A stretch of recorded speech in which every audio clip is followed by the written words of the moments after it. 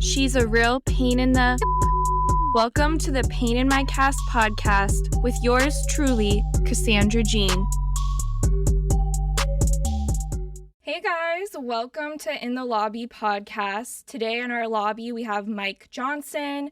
We're so grateful to have you here. I know that you have a friendship with Roger, my co-host over here, so I'm going to let him introduce you.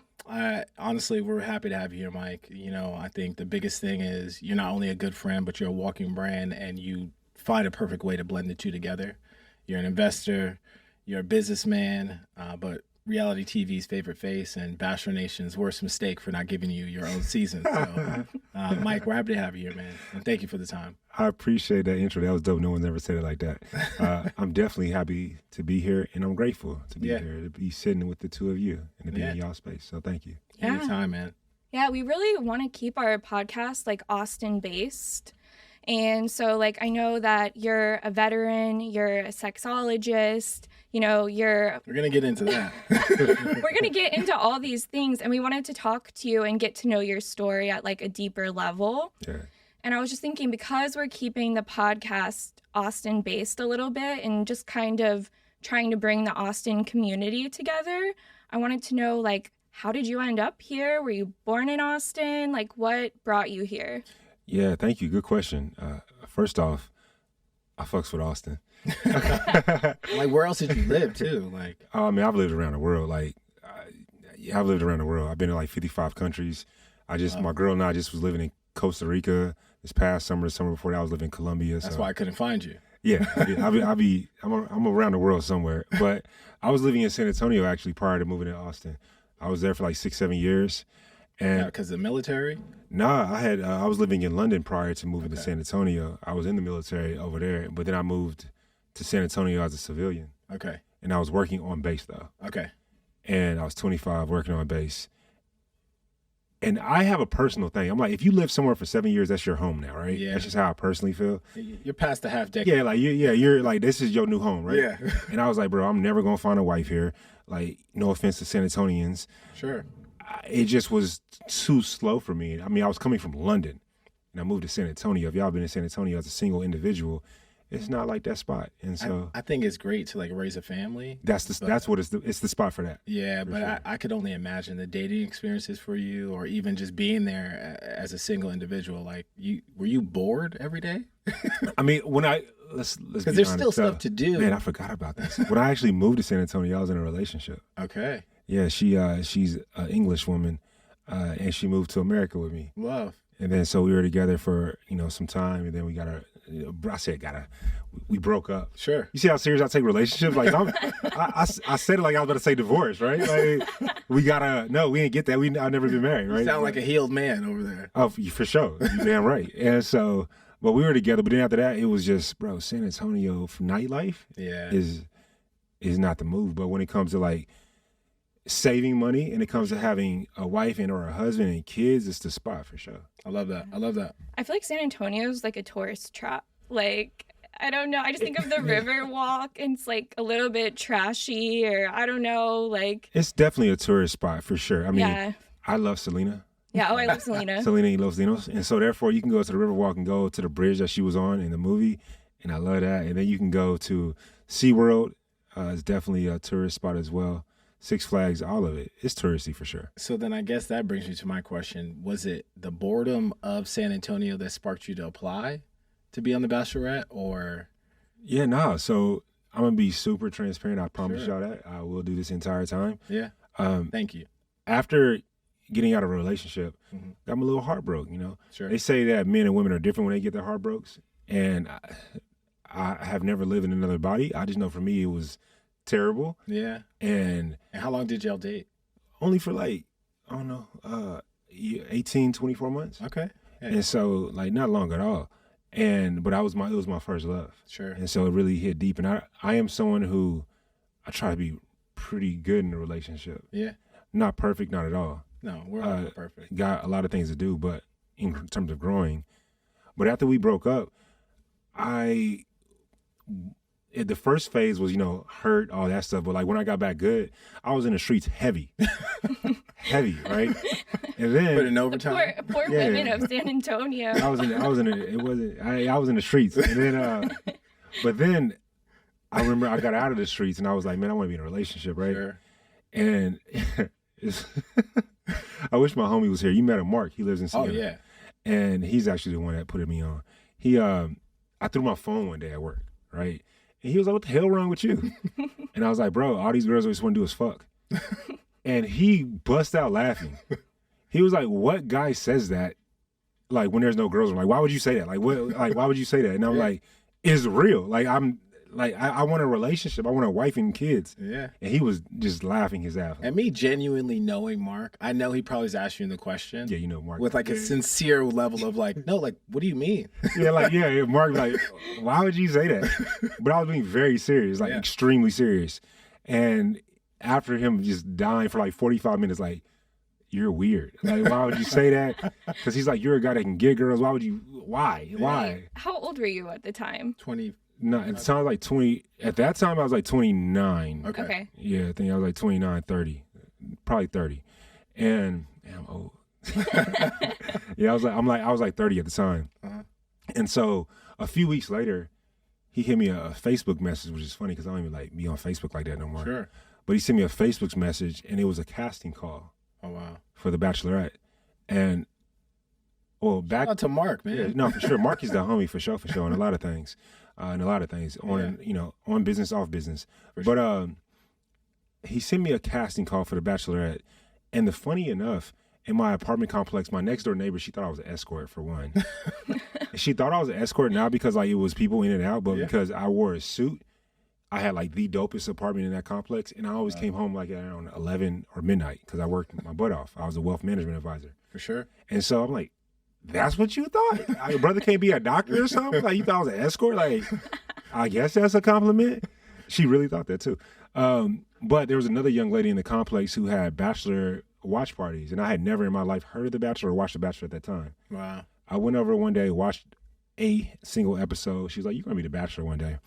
I'm like, yeah, whatever, okay. Yeah. I'm thinking, I'm black, I got tats. Yeah. Now I got braids. I'm like, I'm very authentically me. That show doesn't seem like they would appreciate my individuality. And so I brushed that off. And then, Mark sent me the casting call, and I was off work that day. Wow. And so I was like, I ain't got nothing else to do, And so I drove up to Houston. It was at the aquarium in Houston. And I wore a suit because I didn't know what to do. Sure. I was like, what do I wear? Like, it's your first casting. Yeah, I didn't know what to wear. I mean, I'm a wealth management advisor, so sure. We wear suits every day at the office. And so I went up there in a suit, and it was like maybe 100 guys total and like 900 girls. Wow. And I knew it was going to be a blessed day because I'm a veteran. I'm a VA disabled veteran, and I can park a handicap. And the aquarium was like stupid full. And so I parked in the handicap spot. But a dude in a van, an older gentleman, pulled up, and I saw a gentleman next to him in the passenger seat. He said, hey, is this handicap spot taken? He asked me while I'm in the handicap spot. And I was like, nah, you got it. And so I moved, let him take it. As I'm walking back up after I parked, I see the dude in the passenger seat was in a wheelchair. So I was like, it made me feel good. Like, yo, that's the right thing to do, right? Yeah. And he was auditioning for the show. Oh, wow. Cool. It made me feel good too. Good for and you. Me and him chopping it up. And at the casting call, I was so just myself. I had a book with me, How to Win Friends and Influence People. Mm-hmm. I was just so 100, like answering questions like I would if it was just the two of you. Yeah. And the Houston News came, and they actually interviewed me, and people thought I was The Bachelor. Like, it was moms and dads sending me their daughters, like crazy. I'm like, bro, like, hey. Yeah, like, hey, don't do that. It was wild. Get this casting first. Yeah, I know, right? It was so wild. I'll never forget it. Like, bro, who said I was The Bachelor? Yeah. And that was the very first one, but it's like a total of like, I went through like 7, 8 different types of interviews. Sure. And I say different types because not all of them were an interviewer asking you the interviewee question. Some of them were like, hey, bro, just come to the room, kick it. Yeah. And like, you don't know that you're being interviewed, but it's just people are talking to you. You don't know who they are. You think you're waiting for somebody to come in. Let alone they're actually interviewing and you. Actually, they're the one interviewing you, right? And then the coolest smart, one. Man. No, it's really smart. Yeah. It's actually a technique I'm going to steal. The coolest one, I'll skip over the rest. the coolest interview I did for that process was, I ain't gonna say his name, but one of the homies, he's a producer for the show. I want to say his name, but I ain't gonna say his name because he cool people. It's like all love. And he's like, all right, we do like the little 5-minute interview. He's like, all right, you ready for the next room? I'm like, yeah, what's up? And I go into another room, and it's like 40, 45 people in the room, one chair at the front. 45, like interrogating you almost, like. Yeah. Okay, got it. And I'm painting the picture clearly for myself. Thank you. Yeah. And then there's a chair at the front. So, he's like, hey, sit in this chair. I go up sitting in the chair, and I'm nervous. Yeah. I'm not gonna lie, it's like 40, 45 people staring at me like. That you don't know. Yeah, I ain't never seen none of them people before. Yeah. And somebody says something to me, and I forget what old buddy said. I remember who he is. He's actually high up in the Bachelor world. I ain't gonna say his name at all. And I cracked a joke about him. I just started talking noise. That's just what my natural default is, I guess. Sure. And so I'm like, why you got the Abercrombie and Fitch shirt on, right? And then like we banter a little bit back and forth, and it was beautiful. It was all love. Well, I guess I dig into some of that to then also kind of ask you, Cass, as well. Have you come across like a lot of the other Bachelorette contestants or any of the folks on the show in Austin?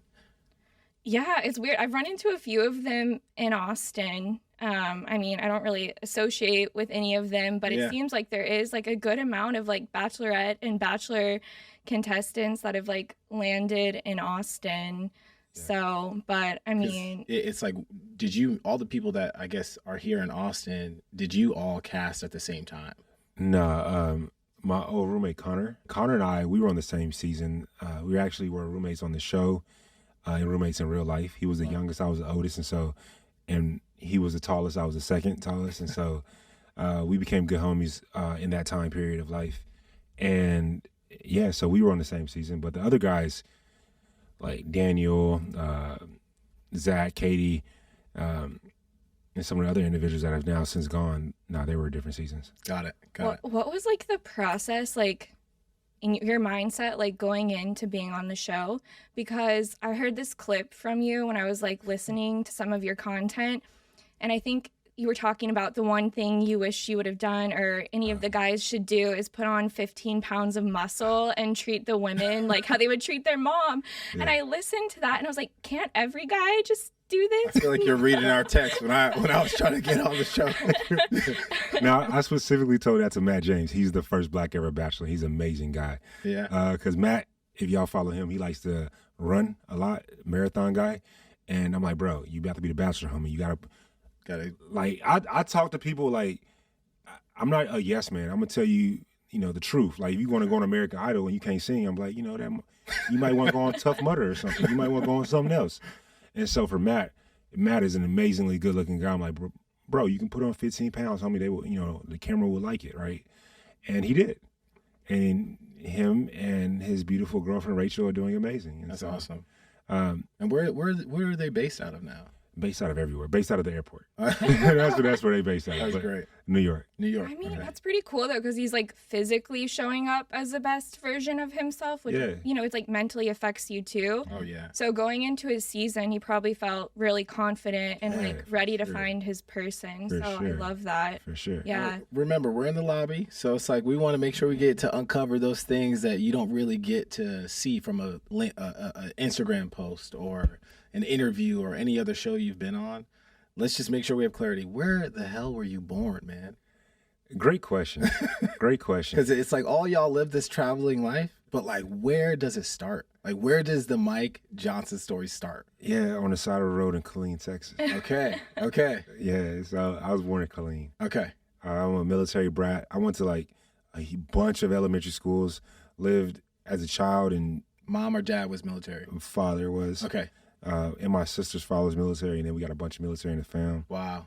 And so, I mean, I grew up learning a little bit of German, living in Germany for a while, like 10, 12 different American states for some time. And so I think I just got the travel bug at an early age. And so now it's just what I do. I'm probably going to definitely have at least, I'm going to be bi-coastal or bi-coastal or bi-hemisphere at some point in time. Okay. And it kind of transitions to where we want to kind of take some of the questions as well, to where it's like there's this version of career and life, right? Like you may sound like either one of the lucky ones or one of those maybe niche individuals on the show where you already had the travel bug, and some people maybe get used to that as they get that fame. How did you transition to like having your personal life, being a wealth advisor, getting on the show, getting all this fame at a rapid pace, but then having to come back home?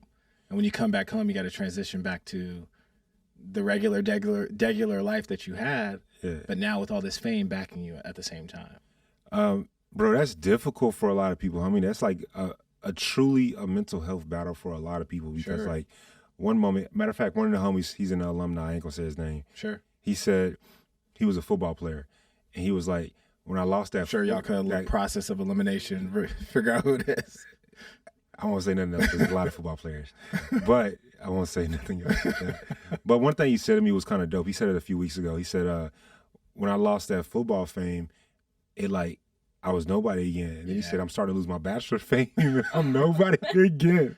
I was like, damn, bro, you got to find you. Like, be you at all times. Yeah. And so for me, I was 31 years old when I went on the show. I was definitely, like I said, I was one of the oldest guys there. Second oldest, but the first oldest, he left quite early, and so I became the oldest for like the majority of the time. And for the world, how old are you now?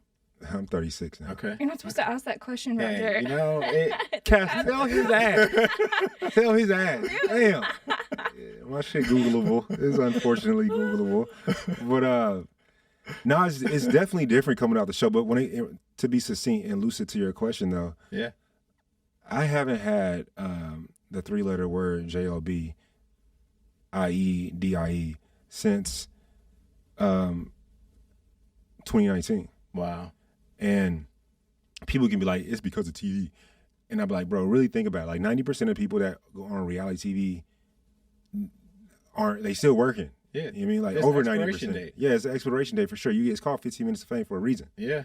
But for me, I was blessed enough to, like I said, be a financial advisor prior. Yeah. Stacking money and just be intelligent with my dollars that I have. And now I'm a small business owner and investor. So, you know. That's really cool. And that kind of makes me think about like the misconceptions of you being on the show and then coming out of that. Yeah.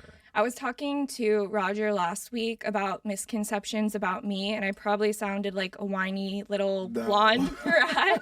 But it's true. Like, I feel like people, no matter what, whether you're on a reality TV show or you're the girl next door, people are going to have misconceptions about you. 100%. So I'm just wondering how those affected you and what the things you were hearing from people.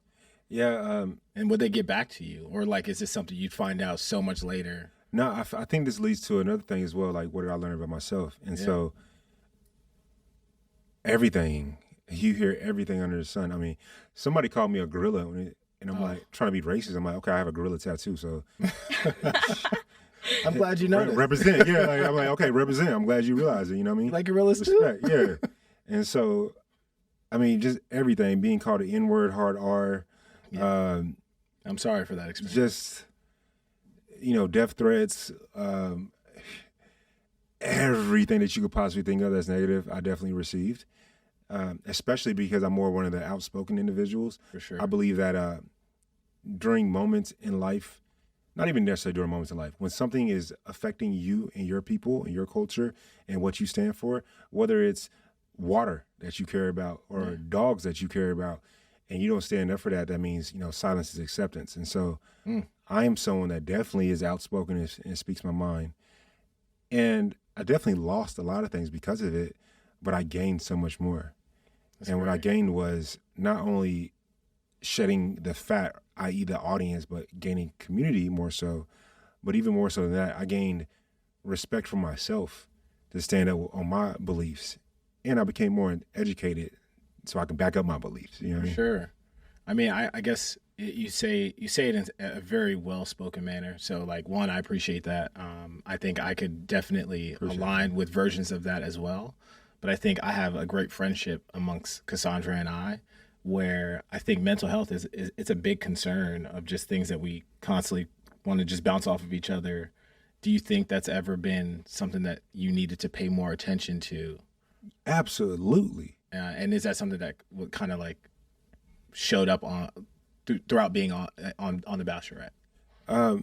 For when I say Absolutely. Yeah. 100%. That's my entire MO in life. I think that for the rest of my days that I'm breathing, mental health is a part of my conversation. Yeah. Period. And we'll get more into it as the podcast goes on. I mean, we were the only guys reading at the pool. Facts. 100%, right? 100% for sure. Shout out Sienna. Shout out to the Sienna. The pool was goody. But allow us to play music. Come on. Oh. Lobby music whack. Yeah, there's some changes. In the lobby music, though, is good. There we go. But you see how I did there? But for me individually, I remember one of the homies from the show, of course, I'm not going to say his name. Mm-hmm.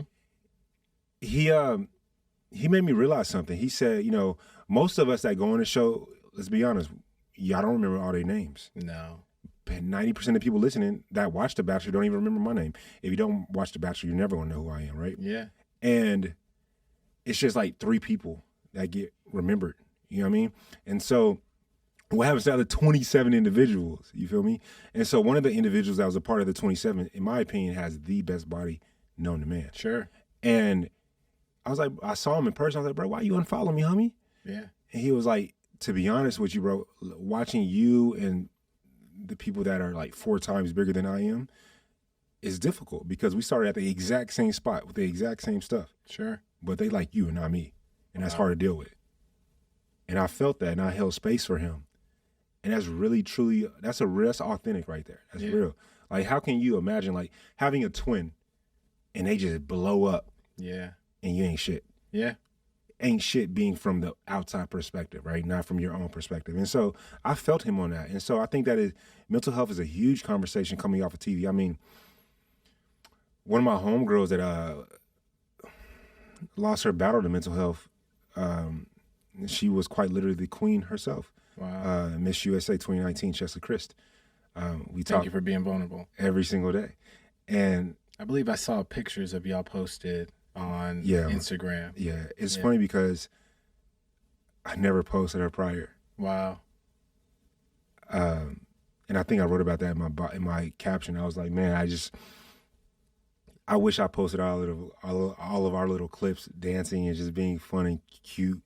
But I never did because she's a public figure. I was a public figure. And, you got to deal with other BS. And so she lost her life in a great deal because of the way people came at her. And so mental health will always be a part of my conversation. And that was like after the show or? Yeah, that was after the show. Okay. I think, I've said this before, but I think sometimes like some of the most beautiful people or like people you think are happy are like hurting the most sometimes. And I'm sure people looked at her and like was so beautiful, and like no one knows what's going on in our inner worlds, except us. And it's so easy with social media and everything just to attack people. But there's something really vulnerable about being willing to be yourself and like share who you are with the rest of the world, because there's a lot of people that could not handle that. Right? Like if someone started kind of getting popular on social media and people started talking negatively, a lot of people would just shut down and give up. And what you've done is really successfully build a brand and a perspective, and know that people are going to say things that you don't agree with, but continue to be yourself and hold space for that. So I think that's pretty impressive. Yeah. Because anyone says one negative thing about me and I call him crying. No, so like about that, one, I appreciate what you said. Thank you. And sorry for your loss. Yeah. I appreciate that. Yeah. I've lost 4 people to suicide. From 2 high school friends to when I was in the military, my battle buddy. I hear you, man. I got some too. Chesley. And I'm sorry for your loss as well. Appreciate it. And I think that, to what you said, Cassandra, I think we have bad math. I really do. What I mean by that, right? Let's say you post a picture, you get 10 comments. Let's say 8 of them are positive, 2 of them are like dog shit negative. Yeah. The 8 is outweighing the 2 negative, right? But all we do is pay attention to the negative. Fair. That's bad math on us. Yeah. You know what I mean? Right. And so I try to think of, for my mental health, like I got a billion tips, but that's one of them. Just like, bro, have better math skills. Yeah. Did you not learn nothing in like middle school? Like, 10 minus 8 equals 2. You know what I mean? Like straight up, right? Mike's dropping knowledge, pearls for us over here. It's just all about little things like that. And then the second thing for that, and this is a harder one to learn, but sure, that's not my business. Love. Right. your dumb ass is not my business, bro. Yeah. Yeah. That's not my business. Like, how you feel about me is not my business. It just isn't. You may be talking about me. I may be the subject of your conversation, but that's not my business. Right. Now, if you my homie and you hear some shit, you should tell me. Then you gotta tell me. Yeah. But if it's just somebody talking noise, but that's not my business. I've heard like an influencer say that she just leaves the bad comments there purposely. Yeah. Like she doesn't delete them because she's like, I'm just going to shame them free that PR, way. Because baby. like whatever you said, you have to live with that because that's a reflection of you, not me. And I was like, I love that. Yeah. So yeah, it has nothing to do with you, but some good. people are hurting, you know. I definitely delete the racial ones though. Yeah. Oh yeah. I think my audience is like 98, 99% Caucasian. I just don't want. I just don't like the N-word on my posts. Oh, you asked a question earlier, like what's the only thing that's ever gotten to me ever, then it brings to mind because of the racial aspect, is that people didn't think that I like black girls. Oh no. That's the only thing that got to me.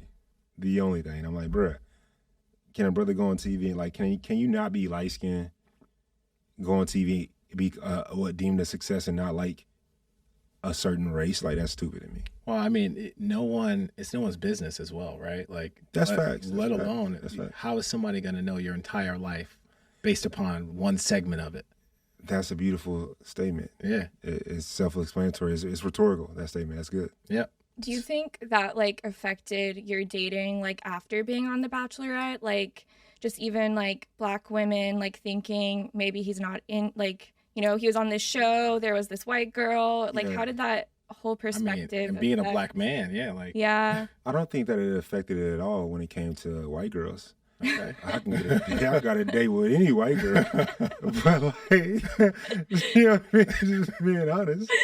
But in the lobby world, this is Mike being very honest. They was like he like me. Go get him. They was like he like me, but like for the sisters, I think that not even, to be honest with you, not even on a TV aspect, even before going on TV, it was like you're in the Air Force, you're a financial advisor. You wear suits. It was just like an assumption, and it's a fair assumption too. I want to make for the record, like when we watch the NFL draft, when we watch the NBA draft. Yeah, I mean, how many times do you see it? Yeah, you got 77% of the players being black, and I would say a good 80% of those 80% of those players that are black, they got a white girl. Yeah, and so therefore, it does something to the black girl. It's like, well, men that I put in this category don't like me. And that's terrible. That's sad. It really is. Mm-hmm. I wish it wasn't that way. For sure. I really do. And my girlfriend now is an African woman. I'm absolutely in love with her. She's drop dead gorgeous. You gotta see her first. So I know. I bet she's even more beautiful, but she's drop dead gorgeous. So you're a very lucky guy. I'm a respectful friend, so I'll never make comments towards your partner. But hey, man, I'm happy. Fucking right. I'm happy to see you happy. I appreciate it. It resonates very well, and y'all both look like a true model couple. Like honestly. Yeah, you guys are like out of a magazine. Yeah. I'm like, how'd you find each other? Again, the homie Mark. Mark. Yeah. Mark. Shout out to Mark. Can I get an introduction? I feel like my whole life will improve. Mark is the man, seriously. But no, me and Mark, actually, I was living in Mexico to learn Spanish, right? Yeah. I moved there for 7 months to learn Spanish. And then I moved to Colombia and then to like practice the Spanish. Where in Colombia? I moved, this time I was in Cartagena. Okay, nice. And so, you been there? Yeah, I mean, I've been to Colombia a few times, twice, but I've just heard about the hookers. It's a lot of hookers. It is. I have guy friends that go there for bachelor parties. I have zero experience with that. Doing over there? No, I'll tell you. But they'll chase you. They'll chase you. I like this. Yeah. Like this. First, there's a lot of hookers. Mm-hmm. Like, so you're right, 100%. And they fucking gorgeous. I was gonna say, I think plastic surgery is cheap there too. They gorgeous naturally. Okay. Like, they do got a lot of plastic surgery because like they be having like I call it Batman abs. Like, they be looking good. Yeah. And then you turn to the side and you see all the flubber. It's like, bro, what is going on? And so men and women both, like they have abs and then they turn to the side and you're like, oh, that flab. Like just go to the gym. But it's a lot of hookers over there. They are. I would say it's like top 3 most beautiful women I've seen as far as the country goes. The others are like in a part of Africa and the Middle East. Wow. like Qatar, Saudi area, and then I ain't gonna get into details. Like, I'll tell you, hey, Roger, go here. Like, I'll tell you where to go. But now it's a lot of hookers. What I was doing there, honestly, me and Mark, we had a spot out there. We were living there for about a month and a half. Wow. It was beautiful, right? So I'll tell you, we had my first time ever having a maid.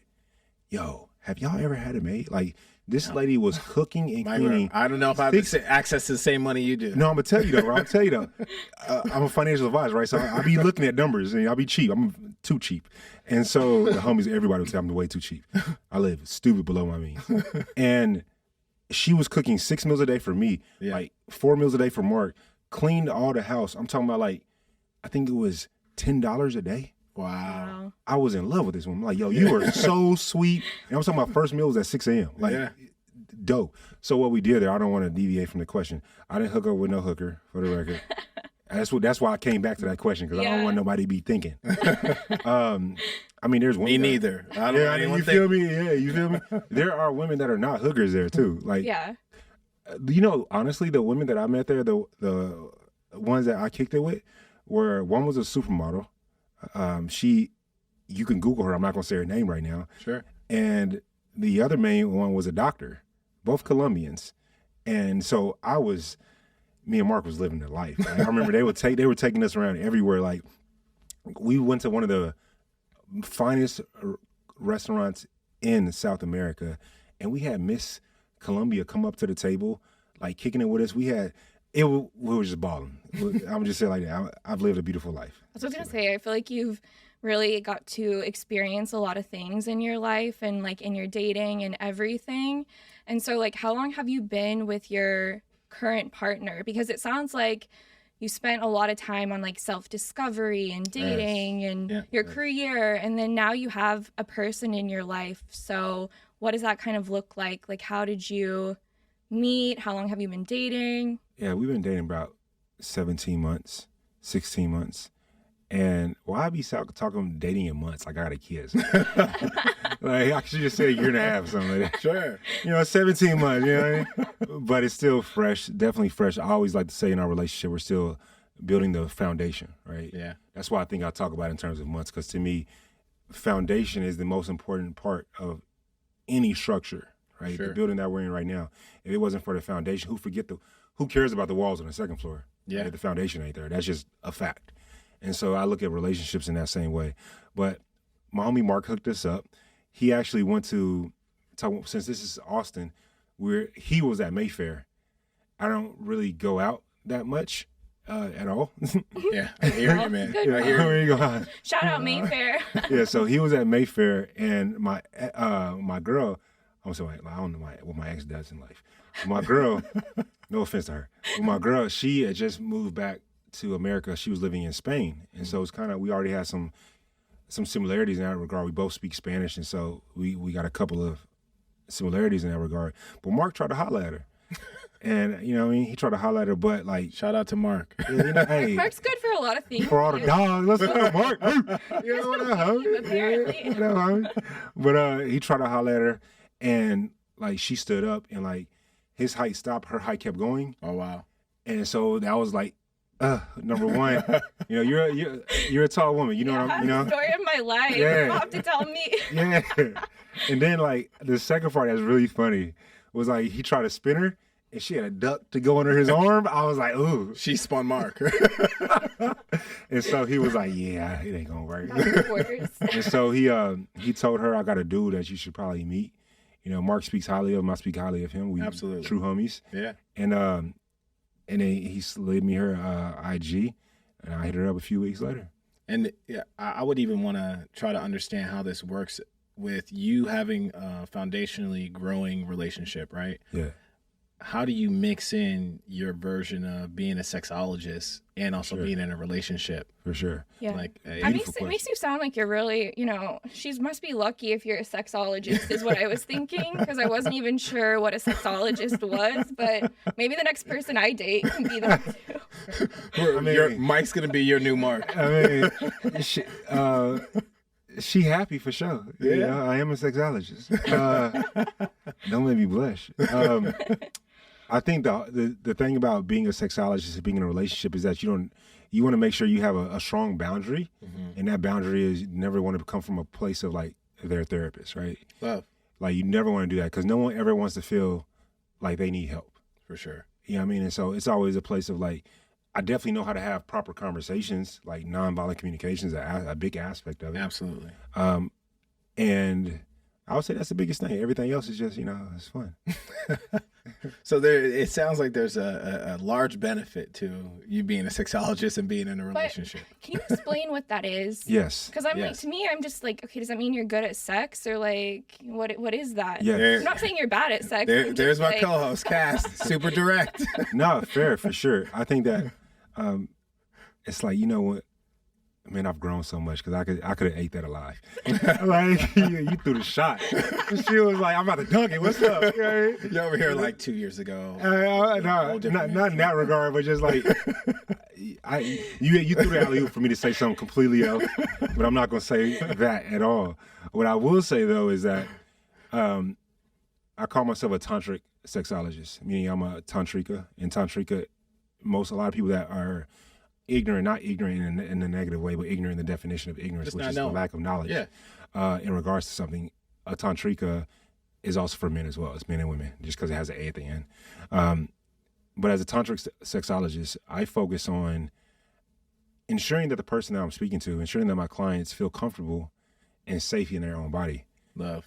But then also that they can be intimate with others, but then intimate with themselves. And I'm not even talking about just strictly sexual.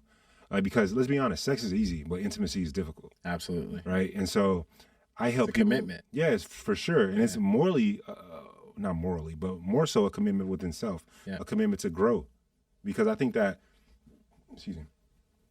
I think what love is, and being in love with someone, is that they're going to show every fucking trauma that you have. Absolutely. It's going to manifest in them, and it's going to come out mirror. of them. Yeah, it's a mirror. And so I think that as a sexologist, it's beautiful because we can actually be intimate without sex. Yeah. That makes sense? Yeah. And so that's different for a lot of people. Let's be honest, right? In this day and age, we can smash left and right. But the act of actually, when something comes up and listening to your body, hearing your body, being healthy within your body, my entire mission as a sexologist is to grow our mental health and weave that with sexual well-being. So mental and sexual well-being, because they go hand in hand. Yeah. I mean, I feel like sex is such like a healing experience if you're doing it with the right person. Absolutely. Yeah. Sex is the, not sex, should I say, but achieving orgasmic bliss is, and this is, you can go Google me, you don't want to believe me. An orgasm is the only thing in the lobby, man. We trust you. Supersedes fear, pain, anxiety, depression, loneliness, everything. Yeah. That few seconds of that orgasm is we call it bliss, because bliss in our definition is free from suffering. And that's what I want to do. And I want to help all my clients and everyone that I encounter. I want to help you. Yeah. I want to help you. I want to help myself and all those listening to be free from suffering. Because so many of us have cortisol flooding our body, right? Stress flooding our body with the day and age that we live in. And that manifests in different ways. It can manifest in you cursing out your partner. It can manifest in erectile dysfunction, performance anxiety, vaginosis, inability to have an orgasm. Like, it can manifest in all these different ways. Like, so, a girl might be talking to me like, "Oh, you're a sexologist. Tell all these dudes they need how to fuck right." And I can go in for sure on him, but then I can also go in on her. Mm-hmm. And be like, when was the last time that you played with yourself? Okay. Yeah. When was the last time you played with yourself without a toy? When was the last time that you spoke your truth? Got to know your body. When was the last time that you got to know your body, but also your mind? When was the last time that you journaled in a positive way? Sure. Like, I can go down a million things, right? For guys, when guys be like, "Yo, Mike, I'm getting kind of older, bro. You 36 too. How I get better testosterone?" I always start off with two things. One, how do you squat and how often do you squat? Absolutely. And then two, how do you meditate and how often do you meditate, right? Because they go, a good sex life is a good physical and mental health life. Absolutely. And that's my entire mission. I'm actually working with the National Coalition of Sexual Health as this very second, and doing my own, actually peer-reviewed study with Feeling Seen, my company. Sure. Wow. I brought this up earlier and Roger was like, don't ask him this question. But like when you're working with your male clients, do you ever like, is Viagra ever the option? Like, cause I don't know, like to keep your sex life like spicy, and if it's not working for you, is that something you ever recommend, or you always go like the holistic approach first? Yeah, like do you think the male or female, or is it one-sided or both sides where they're looking for a cheat code versus actually the answer? Well, at least males have Viagra. What do I have? A magic wand? No. Stay out of this. There's as of the recording of this podcast, there are medications for both parties and all genders to help in that area. Okay. To answer your question, though, I think that, to answer both of y'all's question, I'm going to start with your question, Roger, because it goes back to your question, Cass. Everyone wants the quick fix. For sure. Period. That's the society that we live in. That's the Western culture. That's 2020s. That's what it is. Now, Cass, to you, that's a bit of a more complex question.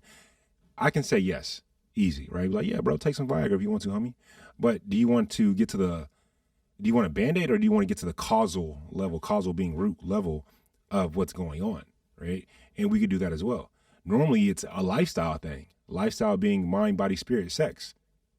Truly, that's normally what it is. If you're 63, that's normally what it's going to be, a lifestyle thing. And you know how many times I hear people, males say, bro, I took some Viagra or Cialis or whatever the case may be, but the feeling is just different. Not the same. Yeah, like my dick is hard, pause, but like. Thank you for the pause. Yeah.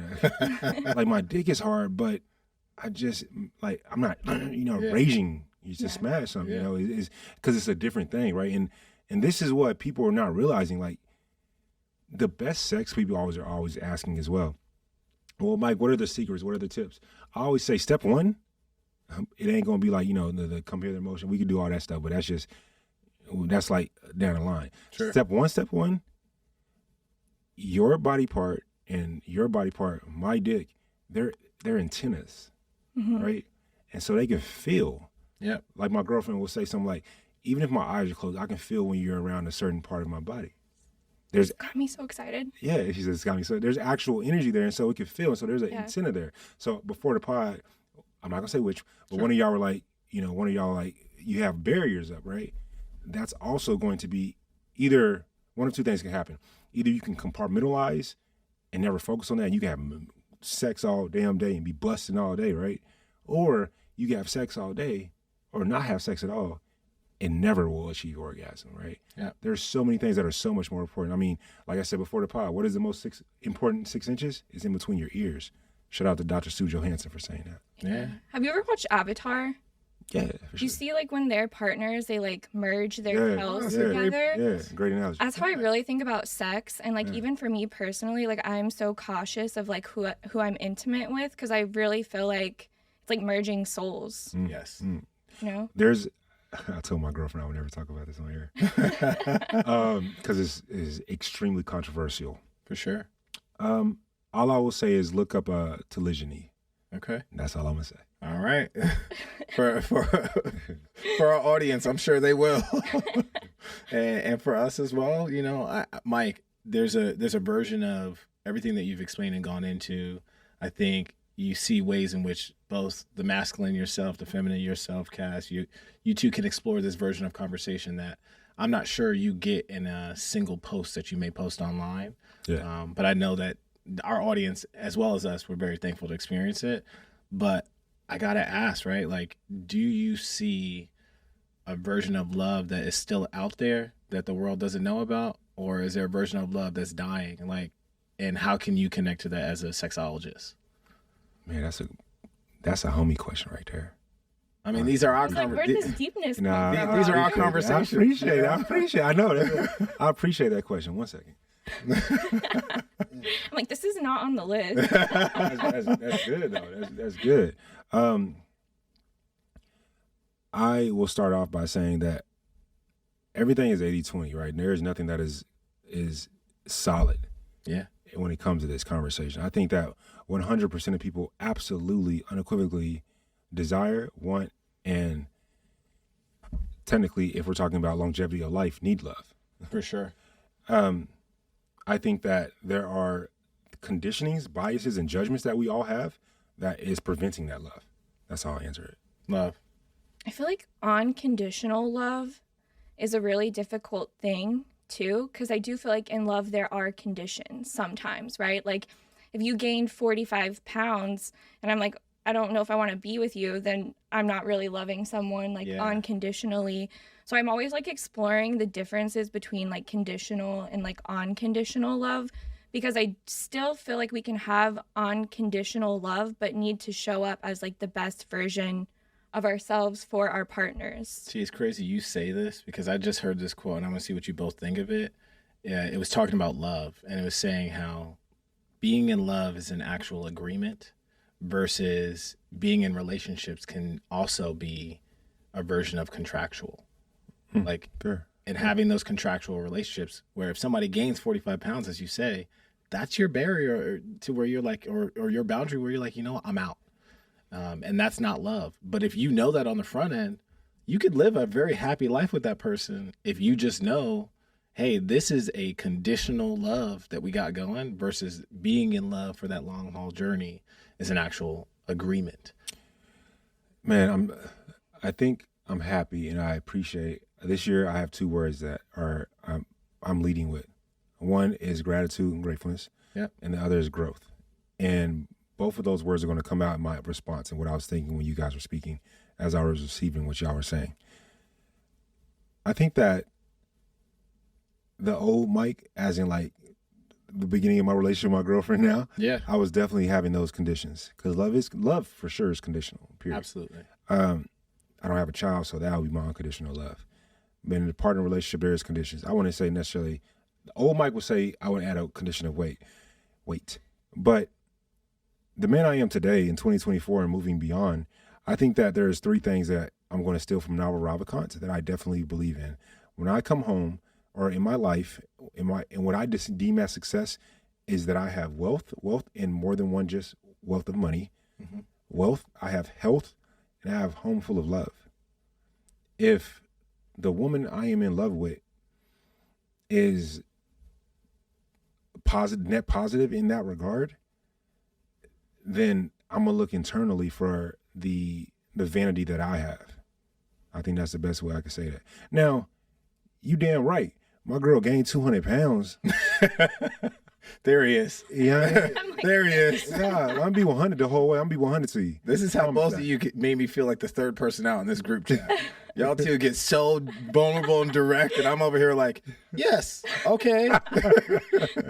No, it's good though. It's good though. You know, I feel that, right? Like, my girl gained 100 pounds. We gonna, hey. You know what I mean? And then there's things that you could do. It's like, hey, baby, I know what size shoe my girl wear, right? For example, I know her, you know what it is. So I might buy her a new pair of Hoka shoes or something. Sure. You know, Smart man. Yeah, you know, I'm gonna do something. I ain't gonna be like, you fat. I ain't gonna say that, but it's gonna definitely be like, maybe it's a lifestyle change, right? What can I do? This is controversial, but in my house, I'm the leader of my house, right? For sure. And so therefore, what are we doing? What is our lifestyle looking like? When she gets off of work, are we couch potatoes every day? On the weekends, what are we doing? Are we couch potatoes? Or are we going to play pickleball every weekend like we do now, right? Yeah. What is the lifestyle? What am I doing? Am I aiding and abetting this? Right? I am huge on, I just told my mentee this last week, taking massive ownership, bro. Yeah. Are you saying you're the leader in the relationship? Because personally, I look at men as like the CEO and women as like the COO in relationships. That's my take.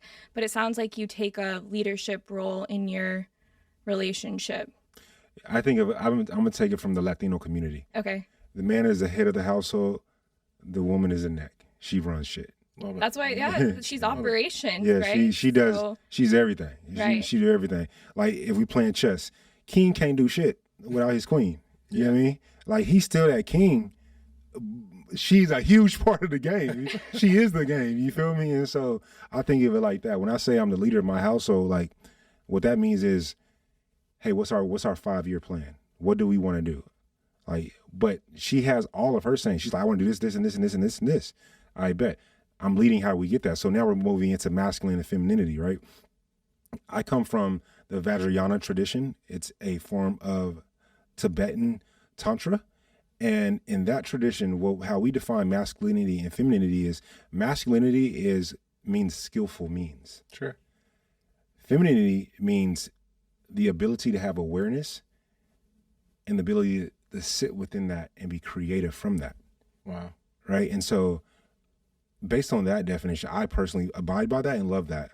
So what I mean by I'm the leader of my relationship, my girl got the, my apology. Mm-hmm. My girl got she moving the neck. Where we going, baby? Where you want to go? And then I bet I'm gonna get it done. My girl want a house. I bet how I got to get that for her. Yeah. You know what I mean?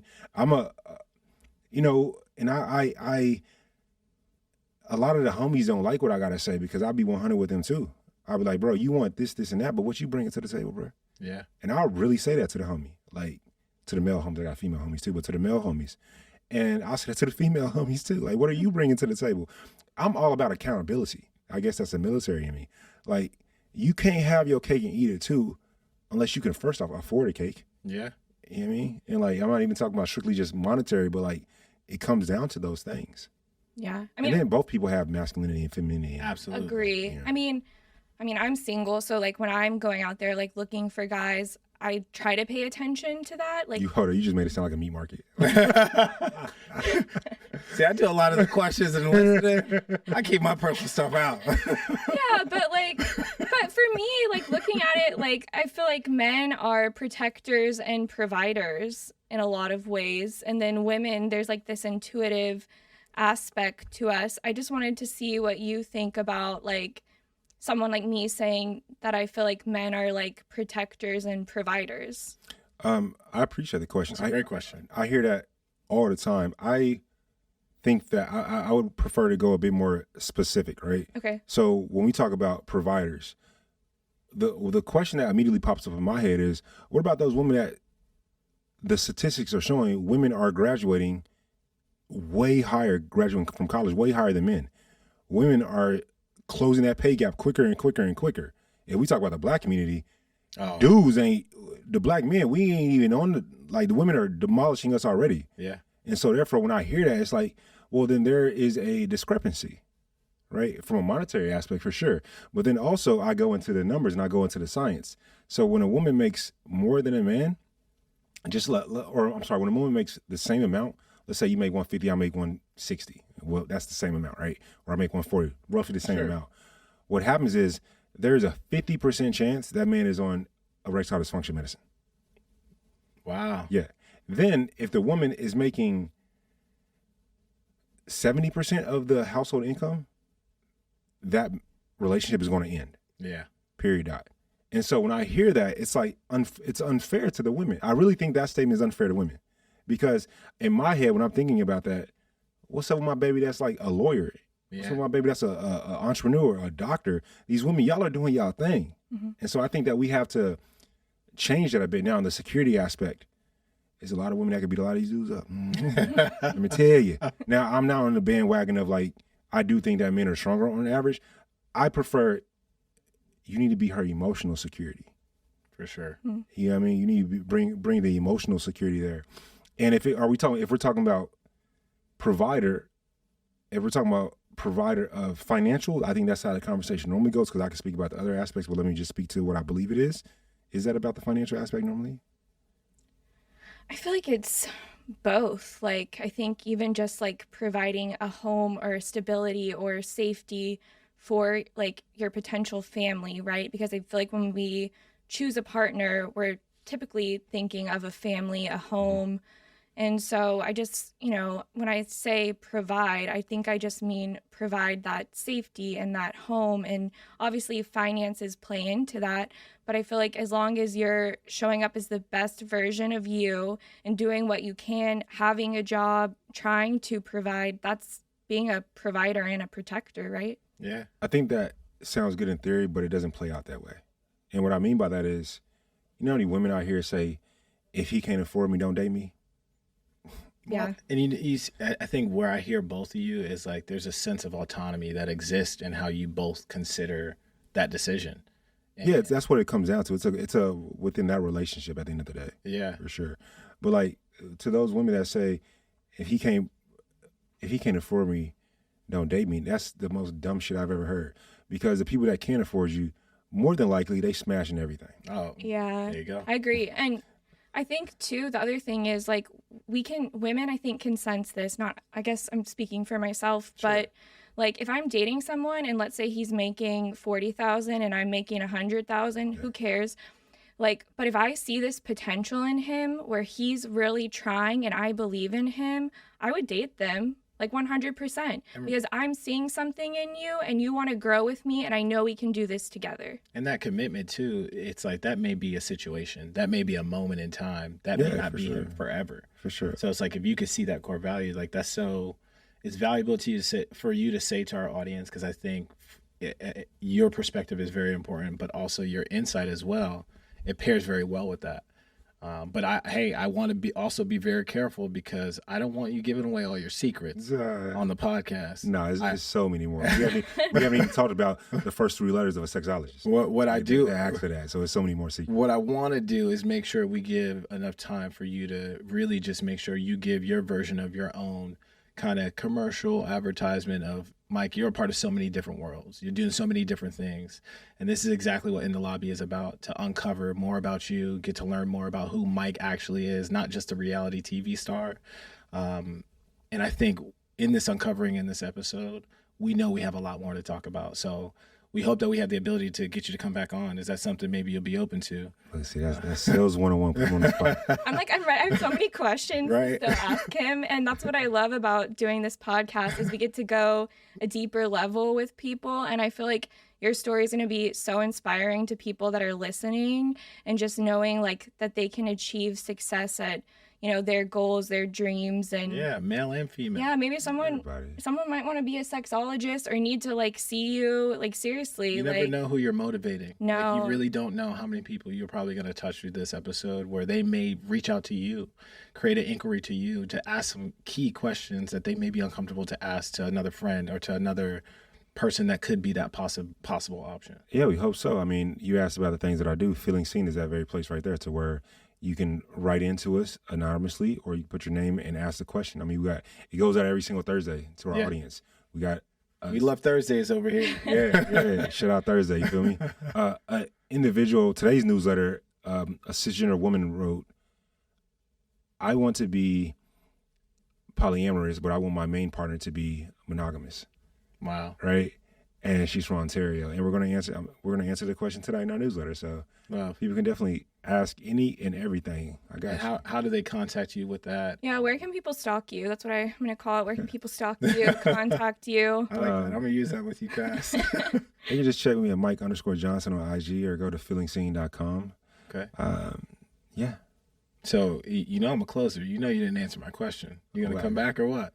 Oh, no, I got you for sure. Okay. I got you for sure. Yeah. What do we always say about the lobby, Roger?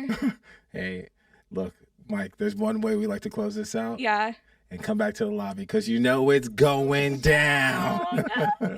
Thank you so much. Like, I really feel like I could sit here forever and talk to you. Like, not even kidding. I appreciate that. Mike, we appreciate it.